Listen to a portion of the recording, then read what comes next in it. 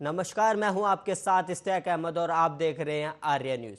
Bulletin की शुरुआत करेंगे। उत्तराखंड में 4 महीने के अंदर तीसरा मुख्यमंत्री चुनकर भाजपा ने चुनावी साल में युवा चेहरे पर दांव खेला है। खटीमा सीट के युवा विधायक पुष्कर सिंह धामी रविवार को प्रदेश के 11वें मुख्यमंत्री के तौर पर शपथ लेंगे। पहले वे शनिवार को ही शपथ लेने वाले थे, लेकिन बाद में कार्यक्रम बदलाव कर दिया गया। बीजेपी के विधायक धन सिंह रावत ने जानकारी दी है कि आज केवल पुष्कर सिंह धामी ही मुख्यमंत्री पद की शपथ लेंगे। आज कोई मुख्यमंत्री शपथ नहीं लेगा। धामी के नाम की घोषणा करके बीजेपी केंद्रीय नेतृत्व ने एक बार फिर सियासी पंडितों को चौंका दिया है। मुख्यमंत्री पद की दौड़ में गिने जा रहे दिग्गज नेता सतपाल सिंह महाराज, देवेंद्र सिंह रावत, धन सिंह रावत समेत कई बड़े नाम निर्णायक क्षण में पिछड़ गए। शनिवार को प्रदेश पार्टी कार्यालय में प्रदेश अध्यक्ष मदन कौशिक की अध्यक्षता में भाजपा विधायक मंडल दल की बैठक हुई।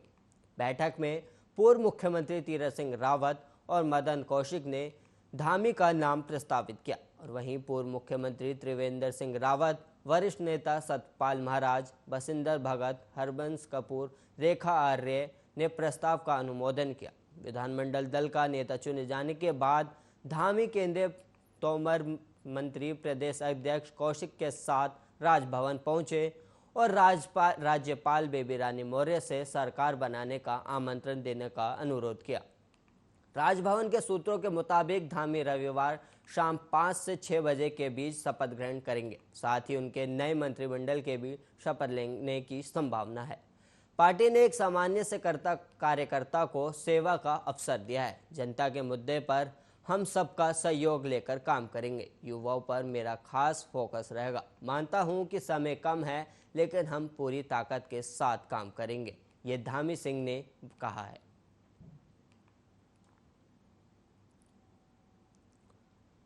उत्तराखंड विधानमंडल दल की बैठक में पुष्कर सिंह धामी के नाम पर नए मुख्यमंत्री के रूप में मुहर लगने के बाद पार्टी के कुछ सीनियर नेता सहज नहीं नजर आ रहे हैं। अटकलें तो ऐसी भी हैं कि सतपाल महाराज दिल्ली पहुंचे। उनके साथ 35 विधायक हैं जो इस्तीफा देने को तैयार है।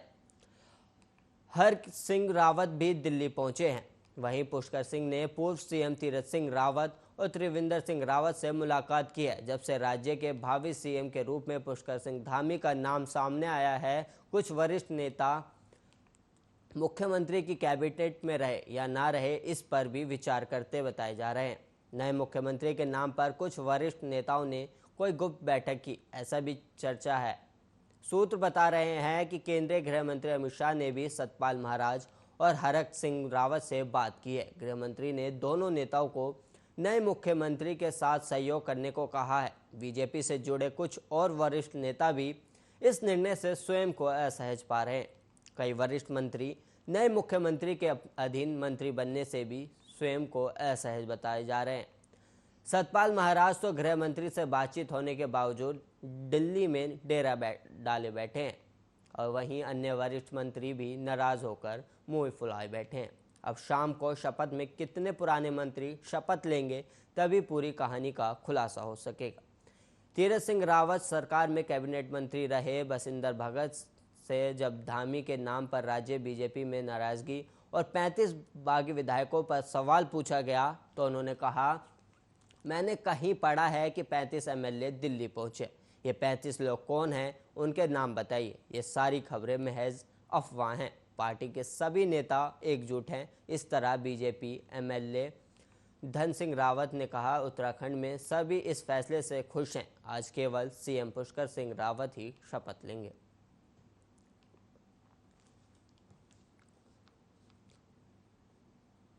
उत्तराखंड के 11वें मुख्यमंत्री के रूप में शपथ ग्रहण करने से पहले पुष्कर सिंह धामी ने रविवार की सुबह पूर्व मुख्यमंत्री से मुलाकात की। पुष्कर सिंह धामी ने रविवार की सुबह पूर्व मुख्यमंत्री तीरथ सिंह रावत से भागीरथीपुरम में स्थित उनके आवास पर मुलाकात की। उन्होंने पूर्व मुख्यमंत्री त्रिवेंद्र सिंह रावत से भी उनके डिफेंस कॉलोनी स्थित आवास पर मुलाकात की थी। इसके बाद पूर्व मुख्यमंत्री मेजर जनरल भवन चंद्र खुंडूरी के बसंत विहार स्थित आवास पर जाकर शिष्टाचार भेंट की और उनका आशीर्वाद लिया। शनिवार को प्रदेश के पुष्कर सिंह धामी के ने राजभवन पहुंचकर राज्यपाल बेबी रानी मौर्य से उन्हीं पार्टी के निर्णय जानकारी दी। इस मौके पर संभावित मंत्री और विधायक भी साथ रहे। पत्रकारों से बातचीत में उन्होंने कहा कि प्रदेश की जनता की सेवा को ही वे चुनौती मानते हैं। वे प्रधानमंत्री नरेंद्र मोदी के मंत्र सबका साथ सबका विकास को आगे बढ़ाएंगे। पार्टी ने उन्हें प्रदेश की सेवा करने का अवसर प्रदान किया है। इसके लिए वे प्रधानमंत्री, गृह मंत्री, राष्ट्रीय अध्यक्ष, केंद्र और प्रदेश नेतृत्व के साथ ही जनमानस का धन्यवाद करते हैं। उन्होंने आगे कहा कि उनसे जो अपेक्षा की गई है उस पर खड़ा उतरने पर प्रयास करेंगे। शपथ ग्रहण के सवाल पर उन्होंने कहा कि राजभवन को इसका प्रस्ताव दे दिया गया है। मंत्रिमंडल में किसे शामिल किया जाएगा के सवाल पर उन्होंने कहा कि ये बैठकर तय किया जाएगा।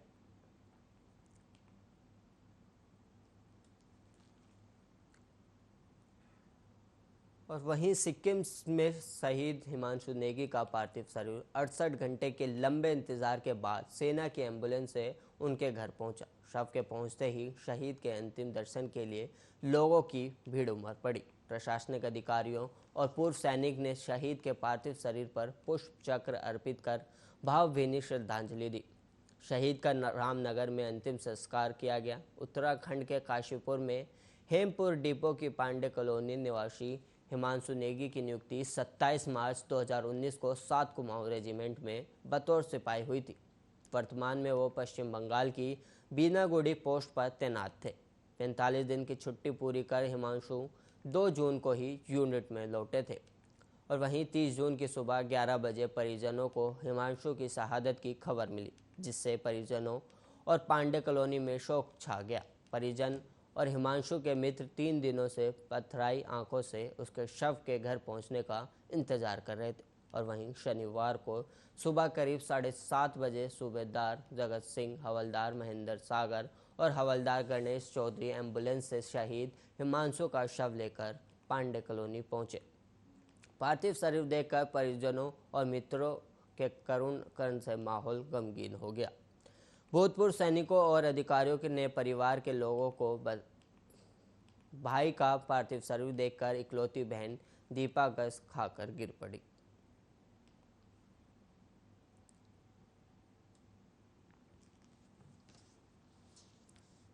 जनपद हरिद्वार के खानपुर थाना क्षेत्र के गांव दल्लावाले में आपसी झगड़े में एक महिला की मौत हो गई।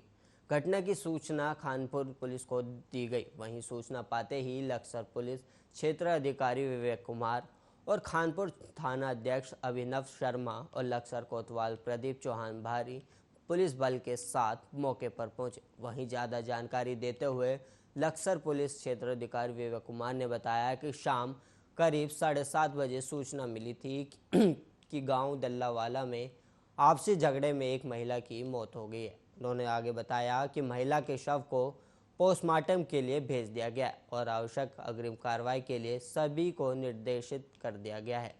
उन्होंने आगे कहा कि तहरीर के आधार पर संबंधित धाराओं में मुकदमा दर्ज कर दोषियों को जल्द से जल्द गिरफ्तार किया जाएगा।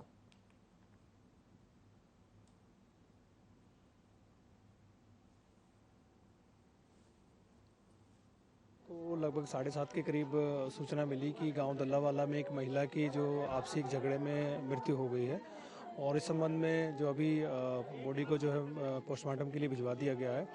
आवश्यक अग्रिम कार्रवाई के लिए इन सबको निर्देशित कर दिया गया है। इसमें तहरीर इनके द्वारा दे दी गई है और जो उचित धाराएं हैं उनमें मुकदमा पंजीकृत करके जो उत्तराखंड की राजधानी देहरादून में रविवार को सुबह की शुरुआत झमाझम बारिश के साथ हुई, जिसमें गर्मी छूमंतर हो गई और मौसम सुहावना हो गया।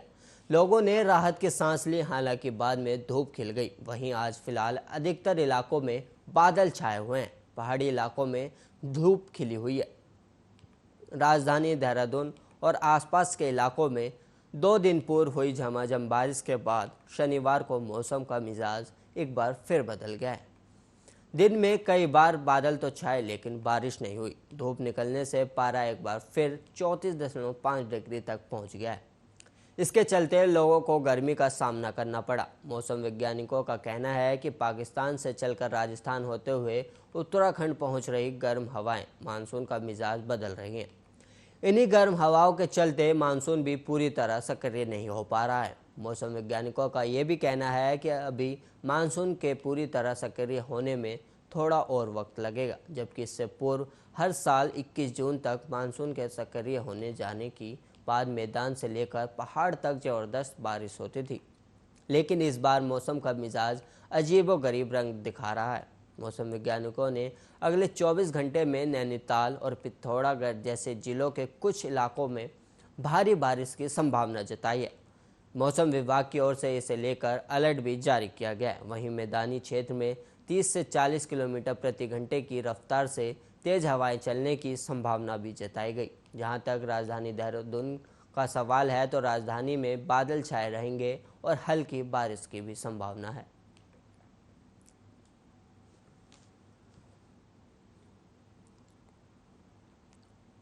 उत्तराखंड में पिछले 24 घंटे में कोरोना संक्रमण के 158 नए मामले सामने आए। वहीं 4 मरीजों की मौत भी हो गई। इसके अलावा आज 187 मरीजों को ठीक होने के बाद घर भेज दिया गया। वहीं सक्रिय मामलों की संख्या घटकर 1821 पहुंच गई है। स्वास्थ्य विभाग की ओर से जारी बुलेटिन के अनुसार शनिवार को 23,653 सैंपलों की जांच रिपोर्ट नेगेटिव आई थी। वहीं अल्मोड़ा में 4, बागेश्वर में 1 और चमोली में 1, चंपावत में 3, देहरादून में 80 और हरिद्वार में 11। और वहीं बात करें नैनीताल में तो वहाँ 6, पौड़ी में 5, पिथौरागढ़ में 14 और रुद्रप्रयाग में 3, टिहरी में 8 और उधम सिंह नगर में 1 और उत्तरकाशी में 11 मामले सामने आए हैं। प्रदेश में अब तक कोरोना के कुल संक्रमितों की संख्या 3,40,646 हो गई है। इनमें से 3,26,588 लोग ठीक भी हो चुके हैं। प्रदेश में कोरोना के चलते अब तक कुल 7,331 लोगों की जान जा चुकी है। अखिल भारतीय आयुर्विज्ञान संस्थान ने कोरोना की तीसरी लहर को लेकर लोगों को सचेत किया है। एम्स के मुताबिक कोविड सुरक्षा नियमों को लेकर लापरवाही डेल्टा वेरिएंट की तीसरी लहर का कारण बन सकती है। ऐसे में केवल वैक्सीनेशन और कोविड सुरक्षा नियमों का पालन से स्वयं को सुरक्षित रखा जा सकता है। विश्व संगठन के अनुसार डेल्टा वेरिएंट अभी तक विश्व के 100 देशों में पाया जा चुका है। कोरोना वायरस के स्वरूप में आ रहे बदलावों की वजह से ही डेल्टा वायरस बना है। एम्स निदेशक प्रोफेसर रविकांत ने बताया कि कोरोना वायरस के अन्य सभी वेरिएंट की तुलना में डेल्टा प्लस वेरिएंट की वजह से फेफड़ों में कोविड नियमों का संक्रमण अधिक हो सकता है। ये भी संभावना है कि कोरोना वायरस के डेल्टा प्लस वेरिएंट में एंटीबॉडी कॉकटेल जैसी दवा का भी 60% असर नहीं हो पाए, लेकिन वैक्सीन लगा चुके लोगों में इसकी वजह से गंभीर किस्म के संक्रमण का कोई मामला फिलहाल भारत में नहीं मिला है। उन्होंने बताया कि अब तक देश के 12 राज्यों में इसकी पुष्टि हो चुकी है। मायाकुंड मार्ग स्थित पुराना टिहरी बस अड्डा के समीप एक कपड़े की दुकान में अचानक आग लगी। दुकान में आग की लपटें उठता देख स्थानीय लोगों में हड़कंप मच गया। दुकान स्वामी ने इसकी सूचना दमकल कर्मियों को दी। मौके पर पहुंची दमकल की टीम ने कड़ी मशक्कत के बाद करीब 2.5 घंटे बाद आग पर काबू पाया, लेकिन तब की आग की लपटों से दुकान के अंदर रखा सारा सामान जलकर राख हो गया था। कोतवाली पुलिस ने बताया कि मायाकुंड में पुरानी टिहरी बस अड्डा के समीप मधुसूदन गुप्ता पुत्र नतीराम गुप्ता की अलंकार वस्त्र भंडार के नाम से एक दुकान है। शनिवार दोपहर करीब 1 बजे दुकान में अचानक आग लग गई थी। इससे स्थानीय व्यापारियों में भी हड़कंप मच गया था। दुकान स्वामी ने दमकल कर्मियों को इसकी सूचना दी। दमकल के आगने तक दुकान स्वामी स्थानीय लोगों के साथ मिलकर बाल्टी में पानी भरकर आग बुझाने में जुटे रहे, लेकिन आग की लपटें कम नहीं हुई। मौके पर पहुंची दमकल की टीम ने करीब 3:30 बजे तक आग पर काबू पाया। दुकान में आग लगने का कारण कोतवाली पुलिस ने प्रथम दृष्टया शॉर्ट सर्किट बताया। वहीं दुकान स्वामी ने बताया कि आग की इस घटना में उसका लाखों का नुकसान हो गया है। कोरोना की मार और अब आगजनी की घटना से बहुत नुकसान हुआ है।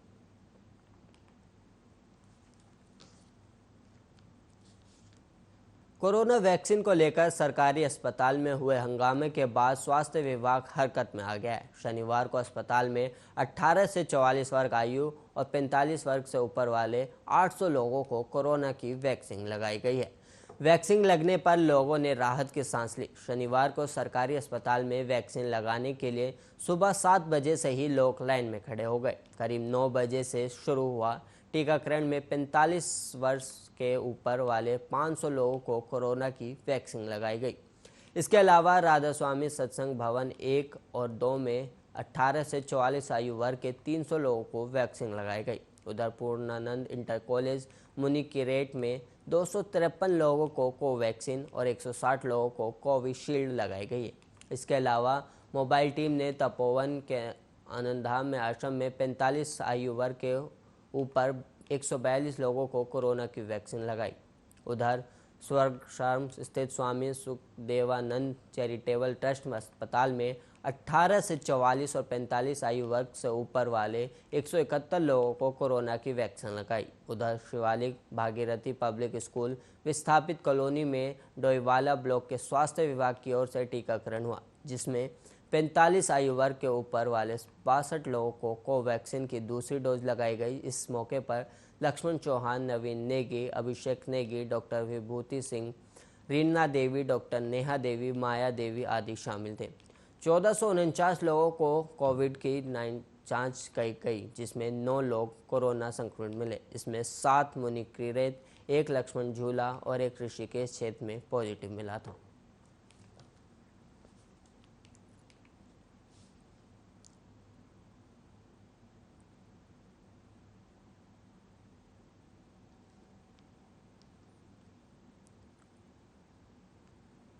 पूरी दुनिया में कोरोना की वैक्सीन लगाई जा रही है और किसी भी देश में 2 या 3 वैक्सीन से ज़्यादा उपलब्ध नहीं है।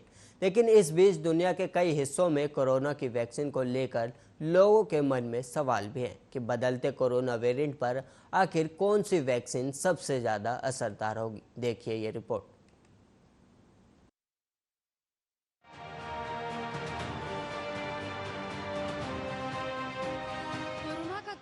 दुनिया भर में बरकरार है। कोरोना के नए वेरिएंट लोगों के बीच संक्रमण फैला रहे हैं, तो वहीं वैज्ञानिक वैक्सीन को लेकर इसी जद्दोजहद में है कि कोरोना का इलाज जल्द निकाला जा सके। और इसी बीच कई वैक्सीन भी सामने आई जो कोरोना संक्रमण के खिलाफ असरदार साबित भी हुई। लेकिन अभी भी ये सवाल लोगों को परेशान कर रहा है कि आखिर दुनिया की वो कौन सी वैक्सीन है जो कोरोना के खिलाफ सबसे ज्यादा ताकतवर है। किस वैक्सीन से शरीर में कोविड-19 के खिलाफ लड़ाई करने में ज्यादा मदद मिलेगी। तो आपको बता दें कि इस बात का खुलासा किया गया है। यूनिवर्सिटी ऑफ मैरीलैंड UCH में संक्रामक रोग विभाग के प्रमुख डॉक्टर फहीम यूनिस ने अपने ट्विटर से ये जानकारी पूरी दुनिया को दी है कि इस समय कोरोना के खिलाफ सबसे बेहतरीन 7 वैक्सीन कौन सी है। इसमें उन्होंने बताया कि ये वैक्सीन लास्ट स्टेज ट्रायल के बाद की क्षमता को दिखा रहा है। इसका नया वेरिएंट पर असर कम हो सकता है। उन्होंने ग्राफिक्स भी शेयर किया था जिसे स्टेटिस्टा साइट ने तैयार किया है।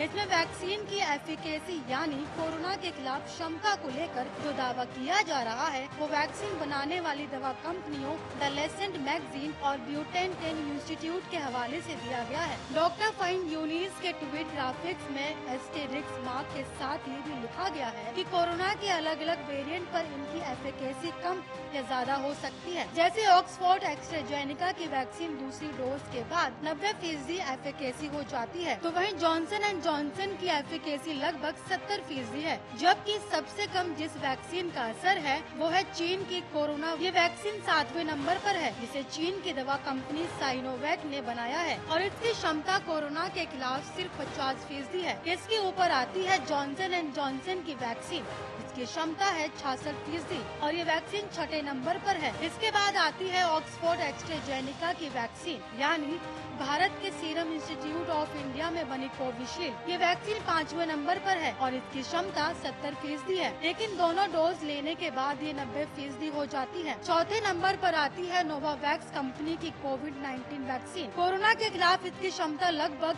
90% है, जबकि तीसरे नंबर पर रूस की गामालियन साइंटिफिक रिसर्च इंस्टीट्यूट द्वारा बनाई गई गेम कोविड वैक स्पुतनिक है और कोविड-19 के खिलाफ इसकी एफिकेसी 90% है। तो वहीं स्पुतनिक V को भारत में डोज लगाने की अनुमति भी दे दी गई है। दूसरे नंबर पर आती है मॉडर्ना दवा कंपनी की वैक्सीन, जिसकी कोरोना के खिलाफ लड़ने की क्षमता लगभग 90% है।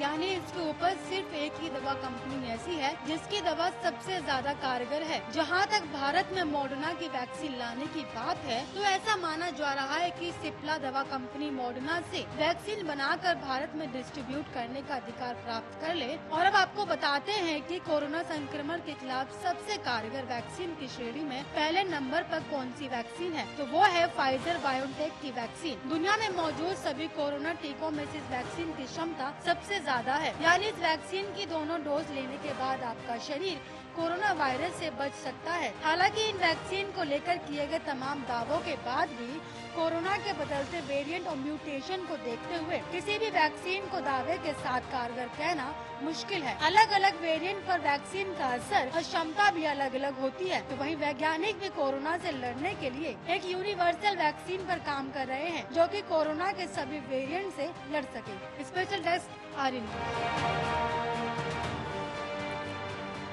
इस बुलेटिन में इतना ही। ऐसे ही तमाम खबरों के लिए देखते रहिए आर्या न्यूज़।